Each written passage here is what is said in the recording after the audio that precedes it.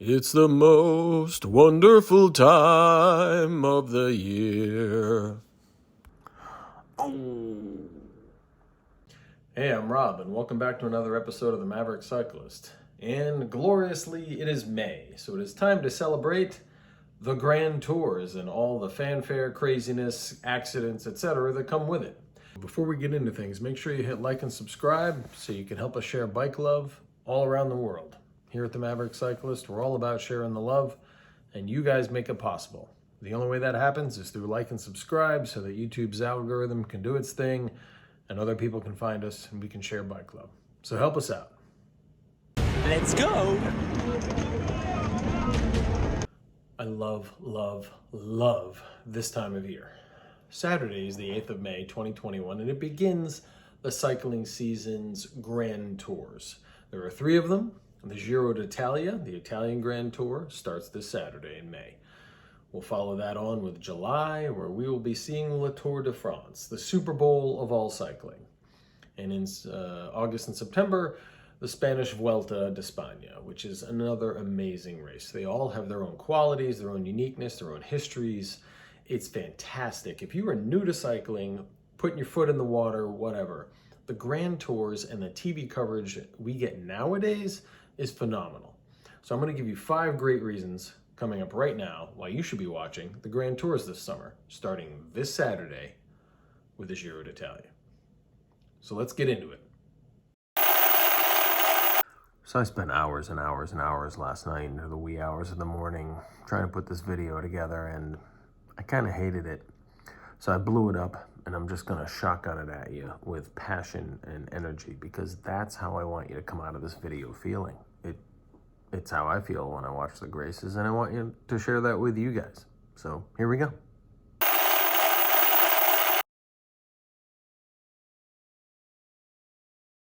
Tomorrow starts the Giro, and that is a race that is festooned with history. Bartali versus Coppi. 42 stage wins by Mario Cipollini. The list goes on and on. There are so many great names tied to this race. Andy Hampstead winning in a blinding snowstorm in 1988. The first non-European and the first American to win the Giro. This is a great race. It's incredible. Like all the other Grand Tours, the scenery is amazing. Next, of course, in July is the granddaddy of them all, Le Tour de France. It is the Super Bowl. It is the most incredible thing you've ever seen or will see. You need to go be part of it. Now that things are moving again in the world and you can travel to France in particular, this year would be an amazing year to go. Imagine a 3-week party, and I'll describe this later, but that's exactly what it is. The entire country turns out. It doesn't matter if the tour blows through a tiny little town for 15 seconds of airtime on the television. Everyone's out. They've taken the day off. Every sidewalk is immaculate. All the shops are open. Everybody's having a blast. They're celebrating. It is so much fun, I can't even begin to tell you. You have to be part of it. And with the tour and its 118-year history now, minus a few years for wars, you get some of the most incredible rivalries, which we'll talk about in a minute, in pro sports. But the thing you have to remember, whether it's the Giro, the Tour, or the Vuelta, is how grueling 3 weeks of 100 miles a day on your bicycle is to your body, your mind, and your soul. And these guys turn themselves inside out to win this race. It is so incredible.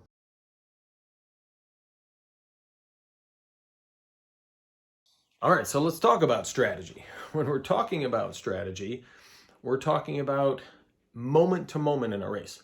Teams come to a race with a goal, okay? Not everyone can win the general classification. They just can't.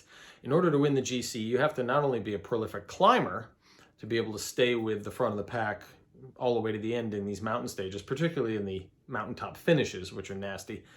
You have to be a prolific time trialist as well. You have to be very good at the individual time, or what they call in cycling the race of truth. That's you versus the clock from one point to another, and you have to be faster than the other guys, or at least stay in the front in terms of time, shortest times. Because again, if you're going for GC, overall, it's shortest time over a 3-week period.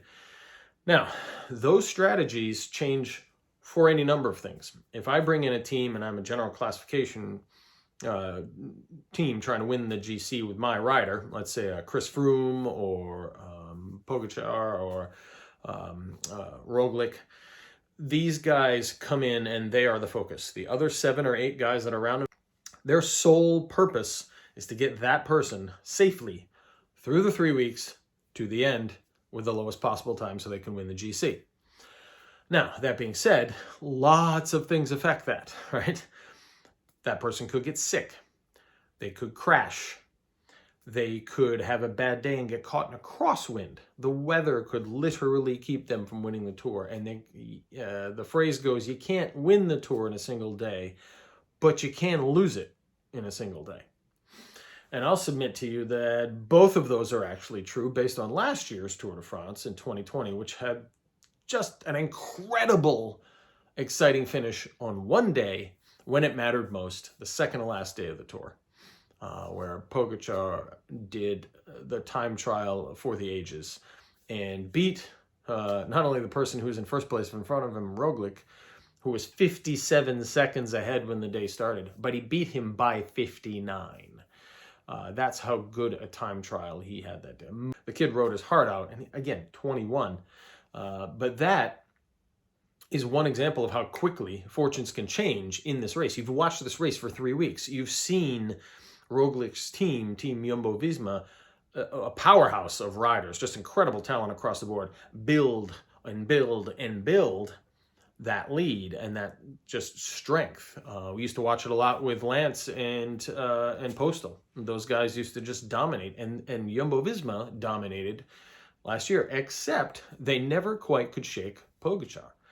And even when he had a bad day and he got himself way down, he clawed his way back until the second to last day when he was 57 seconds down. And, you know, pretty much everybody figured, well, he'll make up 40 maybe if he has a really good day and he'll lose by 17 seconds. No. No. That's why this is so cool, because these things change minute to minute. Other things that can affect a race. You may have racers who come in, race teams who come in, and they work together one day because one of their guys is trying to get King of the Mountains points because they don't have a GC contender on their team, but they have a King of the Mountains desire to win. So they may partner with another team who has a sprint desire, and there's a sprint point and a King of the Mountains point in the route, and they decide they want to team up to get those things for each of their teams. Absolutely happens all the time. Those two teams could adversely affect one of the GC teams simply by the way they push the pace, by some of the choices they make, whether or not they're in the wind much, etc. You see this all the time in what we call the breakaway.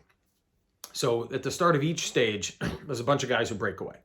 And it could be anywhere from 2 to 30. Guys will break away from the front of the race and they will go ahead some number of seconds or minutes up the road. Now, how far they can go, how far they're allowed to go before the peloton wants to pull them back, and how good the peloton is at pulling them back are all amazing to watch in and of themselves. You see these guys who get out there and they get sometimes a 5, 7, or 10 minute advantage on the main field. But if it's a mountain day and the main field is confident these guys aren't going to survive when they hit the steepest part, maybe an uphill finish or something, they'll give them 10 minutes and they'll still dial it in and catch them at a certain point right before the end. It's so cool to watch. The fact that those guys can be so together, even though they're all teams competing for their own thing, as a peloton, as a group, they are together to get to the end and catch those guys to keep them from having the glory and set up their guy to win GC, or their guys or their sprinters if it's a sprint finish, in just the right amount of time, usually within inside the last 10 or 20 kilometers, most of the time less than 10 kilometers. But you see the guys who do the breakaway and they turn themselves inside out for like 160 kilometers, 200 kilometers, right? 120 miles riding into the wind by themselves or in a small group ahead of this giant peloton of 100 plus riders. And they turn their guts out only to be caught like 3K from the finish. It's got to be heartbreaking. But at the same time, you ask yourself, you watch this again and again, because every single day, pretty much, except for a time trial, there's a breakaway. And you ask yourself, why do these guys do it? Because you'll see some names that come out, like Thomas de Hent and other guys come out, and they do it a lot. Jens Vogt used to do it a lot when he was racing. They're they're doing it for the sponsors, right? So some of these teams come and they don't have a general classification guy, and they don't have a sprinter who can compete, and they may not even have a guy who can compete King of the Mountains. There may be a young team, a team that's just gone from pro continental to pro, or they're just getting a wild card, what they call, into the race, where they're allowed to come, be part of it. And they'll bring these guys who may be leftovers from other teams. They might be rookies. They might be misfits. You never know. Or it might be a team that's just starting who becomes a powerhouse later, but they get an invite, right? So what you're seeing this year in 2021 is you'll see Israel Startup Nation come as a team that's pretty new. But they have Chris Froome now because, huge name, has won the Tour 4 times, the Tour de France. And he's going to be part of that team. So suddenly they have more credibility and they're in these tours, and they may surprise you. They've got a lot of talent on that team now, but a year ago, barely anybody had heard of them or what they were capable of. So a lot of these teams may just put guys in the breakaway to help their sponsors. The sponsors are the things that keep the race going. Let's be honest. Without them, none of these teams would be able to pay anybody. So these guys get out there and they turn their guts out. And sometimes, just sometimes, a couple of them will work together and they'll stay away from the peloton all the way to the finish. It's so cool to watch. And they will win, and they'll zip up their jersey and do the track stand as they cross the finish line, showing off the jersey and the sponsors and everything. The sponsors are all excited and everything's great, but they surprise you. And you may see that guy next year or the year after as a contender for other things because he's a rookie this year, or he may be a guy like Alejandro Valverde. The man is 40 years old. He's always in it. He's always in the thick of it. He's incredible to watch. He seems ageless. You'll see guys who surprise you all the time. And then that's cool. That's what, makes this competition so great. But all these things, all these factors go into the strategy every single day. You may come in with a GC team and you're pretty strong, and your guy crashes out. And then what are you going to do? It happened to Richie Port a couple of times. That poor guy, he's had a couple of really hard crashes in the tours, as you can see here. And he, once he's gone, what does your team do? So your strategy completely shifts. And you could be 3 days into the Tour de France. You could be 2.5 weeks into the Tour de France. And so all of a sudden, you tell your sprint guys, hey, you can go. You tell your breakaway guys, hey, go ahead, because we don't have anything to ride for anymore. Our guy's injured. People get sick. Sometimes, depending on how evil the tour planners are, there may be some really tough stages at the very beginning that could shake things up immediately. We've seen this happen in the past where crosswinds early on, if they get on the western side of France along the Atlantic coast, there are a lot of crosswinds. And those crosswinds can split the peloton if you hit them wrong. If folks aren't paying attention in the peloton, if they're refueling or something, when they hit them, take a left turn, all of a sudden they're in a crosswind. And that wind literally, you can watch it happen, slices the peloton in 2 pieces. And the guys in the back may never come back to the front before the front hits the finish line. And that could cost them seconds or minutes or many minutes in some cases, and completely end the tour for them. The guy's healthy. He felt like he could win this morning when he got up. Now he's 3.5, 4 minutes down, and the race is done because the team who was smart and stayed up front and got ahead dialed it in, and they knew what they were doing. So the strategy that goes with each team and the overall race changes constantly. It can change day to day based on the things I talked about, injuries, wrecks, illness, splits from crosswinds, whatever. It can change minute to minute based on guys who decide to work together to try and win a stage. And one of those 2 guys may be high enough in the classification where he threatens the general classification guy's time, so they've got to rush to try and catch up. And that may cause wrecks. You'll see the peloton string itself out when it's really moving fast and they want to catch guys or get through crosswinds or get to the end. It's so crazy. It's so crazy amazing. It changes all the time. And minute to minute, second to second, day in and day out throughout 3 weeks, you never know what's going to happen. And that's fantastic. That is one of the coolest parts about this, is that strategy changes constantly. based on, what's going on and the competition for jerseys and the desire to find glory for your sponsors or yourself, or just some kind of mental craziness. Definitely want to hit one more thing on that, and that is that strategy can blow up the entire race. So if you go back to Chris Froome in the Giro d'Italia, which again starts tomorrow, a couple of years ago, he was way down, had a horrible first start to the Tour. He was just not doing well any day of the week. He himself said he felt just way behind and everything, but he started to feel better as the Tour went on, and we got about in the end of the second week, beginning of the third week, and there was a really long, hard, multi-mountain stage. And he told his team that morning, I'm going to go from 80 Ks out, 80 kilometers out. He takes off alone. Now, he's so far down time-wise that while he is Chris Froome and they're paying attention, the leaders are kind of letting him go at first. He went 80K and won. And because he won so handily and everybody else behind him was having problems and cracking later on the mountains near the end, he blew it up. He made all the time back he had lost and then some. I think it was 3.5 minutes in a single stage. Crazy cool to watch, as a fan. Imagine it's a complete shift. You thought his tour was over. You thought he was just riding, to get to the end and say he did it or whatever. And he turned it inside out in a single stage. So what I said before is actually true. People say you can't win the Tour in a day, but you can lose it. You can win it in a day. And I've already given you 2 examples as to how. All right, so number 3, we're going to talk about rivalries and stars. This is one of the greatest parts of these races, is that, like any other sport, you have folks you come to like as riders, their personalities, their showmanship, like Peter Sagan, their grittiness and determination, like Froome, their just incredible talent, like Eddie Merckx. These guys are just amazing, and they burn their names in history in these races doing what they do. And some of these things are rivalries that are just crazy when you read about them. They're so epic. Gino Bartali and Fausto Coppi in the Giro, going head to head. Between them won 8 Giros between 36 and 1952. Bartali won 3 around the war. And then Coppi won 1 before the war and 4 after.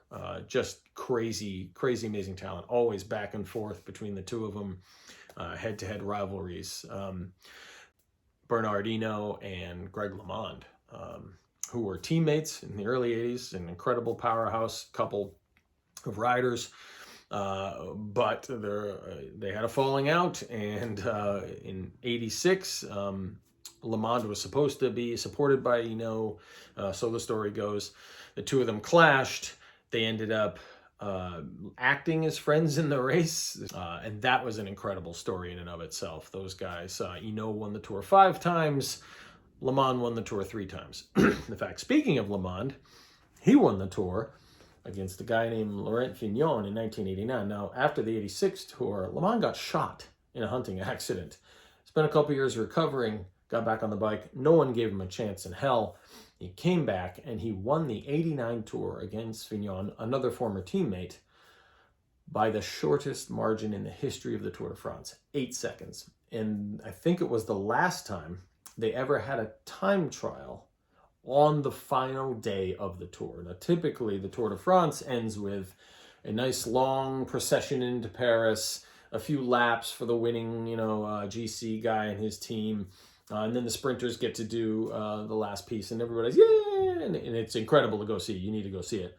But there were a few years where the folks who ran the Tour decided they wanted to mix it up a little. And 89 was one of those years. And they decided they were going to go ahead and plan a final time trial the last day into Paris. And ended up winning by 8 seconds. Another one of those amazing things that Pogačar did last year by a handy margin as well. But no one believed LeMond could do that. And that was one of those rivalries that was just crazy. crazy amazing. And one of the reasons you watch the tours is for those kinds of moments that just blow your mind. Some of these stars are just incredible. One we have to talk about, of course, who I did a birthday tribute to a little while ago, is Mario Cipollini. That guy was the most flamboyant bike rider ever. And he was the last of the era of flamboyant bike riders up until Peter Sagan came along and started to spice things up a little bit, which is great too. But he was a sprinter. He won 42 stages in the Giro alone. He was known as the Lion King. His big mane of hair, gorgeous guy. All the chicks dug him. He was incredibly flamboyant with some of the outfits he wore and some of the antics he did, and his giant frame. You know, he's pretty large for a bike rider, tall. And his track stands were just, you could see him from space. I mean, the guy was so big. He was bigger than life. It's crazy cool. And sometimes they're tragic tales. Sadly, Puyador, who was a guy who raced kind of bookended by Jacques Anquetil, who won the Tour 5 times, and Eddie Merckx, who won the Tour 5 times. Puyador was a very, very, very good bike racer. He was in 18 Grand Tours, and he finished second in 10 or more of them, I believe. He was known as the Eternal Second. That was his nickname, which is super unfortunate to be known as that guy. It's like the bridesmaid of the Grand Tours. He came in second so many times. Then there's the story of Josiba Balaki, who was chasing down Lance Armstrong in one of his wins when he had a horrific crash. The heat was so hot in Paris that summer, the pavement bubbled. Balaki broke his hip and his legs, and I think part of his back. Lance Armstrong had to go through a field and jump a ditch to have a chance to get back in the race and win. It was an amazing story. Balaki retired soon after.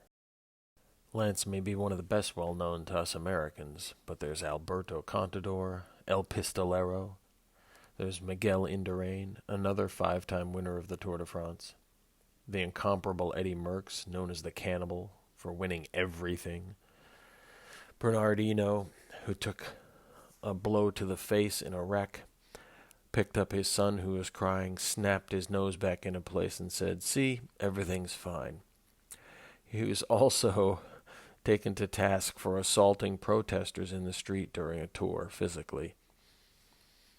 And then there's other guys like Jan Ullrich, or may not know, a big competitor to Lance Armstrong, Chris Froome, Andy Hampstead, who won the Giro as the first American and did so in a blinding snowstorm. And there are so many amazing stories. That's part of the reason you watch it, is to watch these guys turn themselves inside out and see how their skills are and see how exciting it is to see things change day to day, and good luck and bad luck, and planning that goes wrong and planning that goes right, and accidents that go right in your favor. And it's just, that's what makes the tours, and that's what makes them worth watching.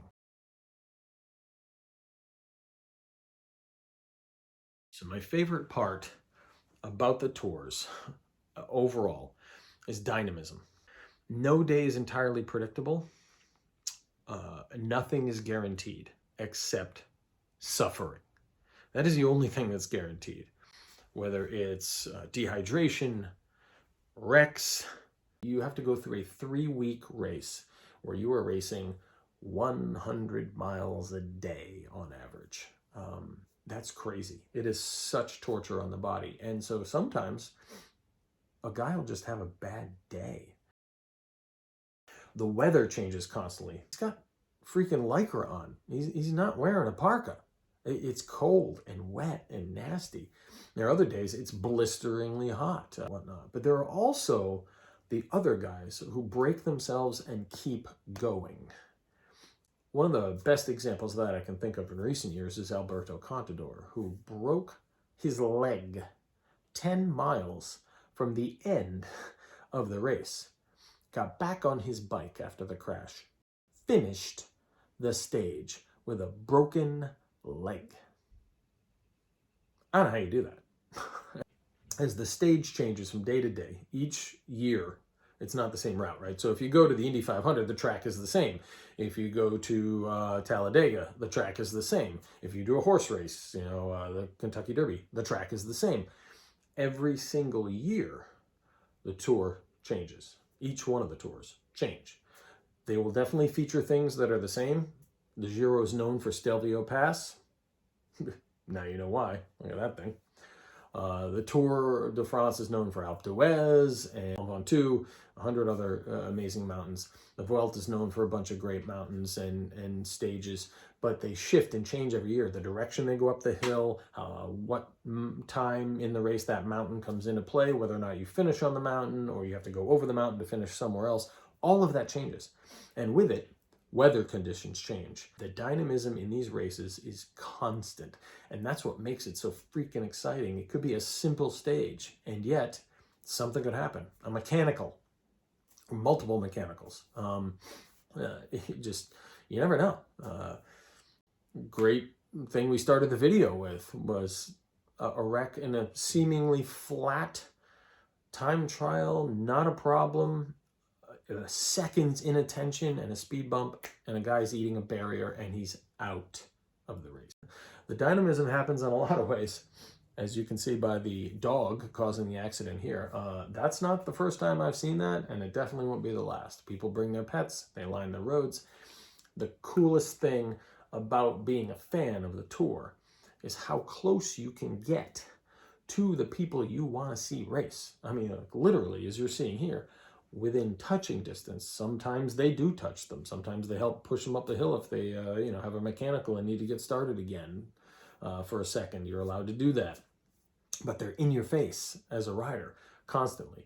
And sometimes they're just right here, and you're seeing a motorbike. From the camera coverage, you're seeing the motorbike, you're seeing the rider, and everything else is just a sea of people around it. You can't do that in pro football. You can't do that in soccer. You can't do that in any other sport. You will be right there among those people you admire and want to see win. On a mountainside, at a sprint finish, it doesn't matter. The accessibility is one of the best things about the race, because you can see those people suffer, but you can see them have glory. There are things that the sponsors do. The sponsors have floats. Yes, every single day, sponsors will come down the road an hour or so before the tour comes through, and they'll throw out gifts, and they're rocking and rolling, and there's music, and it's a blast, and everybody's sitting there drinking, having their lunch, whatever. They're jawing at each other about who liked what rider, or they're just enjoying the sunshine of the day. And the Haribo people will come by and they'll throw out free gummy bears, and the detergent people will come by and they'll throw out free bags of detergent, pens, jerseys, t-shirts, hats. The sponsors throw out pretty much everything. It's crazy. And it's awesome and it's fun. Everybody's having a blast. It is a 3-week party nationwide. One of my favorite personal experiences is the Champs-Élysées. That is one of the busiest roads in the world, day to day. But for the last day of the Tour de France, they close it entirely to car traffic first thing in the morning. But if you own a bicycle, you can ride on it, on the cobblestones. And I have, and I got video of it, and it was amazing. You realize a few things right away. First of all, I can't walk around the Indianapolis or drive my car or bicycle around the Indianapolis Speedway. I can't do it at, Daytona. I can do it here. And the second thing you realize is, how do they stay upright? For those of you who aren't aware, the Champs-Élysées is cobblestones. Pave is what they call it in Europe. They're stones set down by the Romans 1,000 years ago, and it makes a road, but it's a very uneven road. And now with, hundreds of years of wagon ruts and car ruts and whatnot, the road is buckled. There are big potholes, etc. These guys blow through here in a group on their bikes at 30 miles an hour. It's incredibly bumpy, and they're blowing through it. It just makes you appreciate their bike handling, and the whole thing blows up in a second. And that is the dynamism that is so cool in the Tour de France, the Giro, and the Vuelta, the Grand Tours. Consider supporting the channel by becoming a Patreon so we can share more bike love worldwide. If you do, you'll be automatically entered in periodic raffles of bicycles from my collection.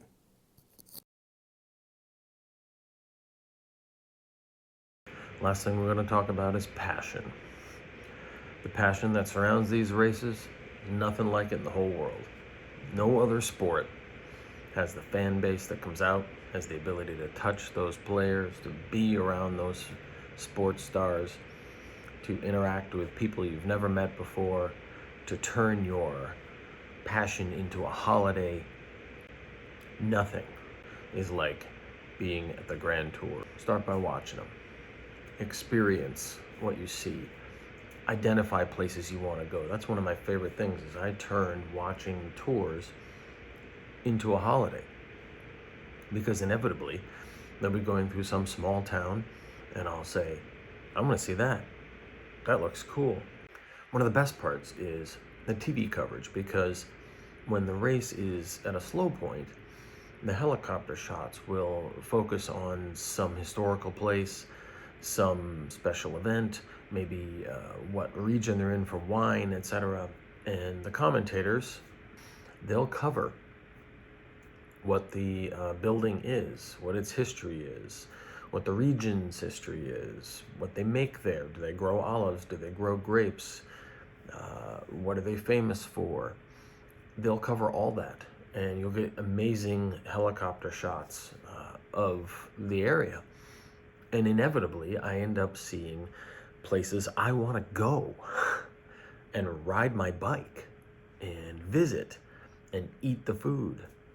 Watching the Grand Tours gives you that passion to travel, gives you that passion to want to be part of this massive 3-week nationwide party that is the Grand Tours. So you can turn your passion into a holiday and have a blast doing it. I highly recommend it. So that's it. Top 5 reasons why you should be watching the Grand Tours. Enjoy the Giro, Le Tour, and the Vuelta this year. And please, make a holiday of one of them. Things have been crazy the last year. It's time for you to get back out there and enjoy the world again. So that's it for this episode of the Maverick Cyclist. So come on, let's ride. And don't forget to pick up your swag from this episode or any of our episodes at the Maverick Store.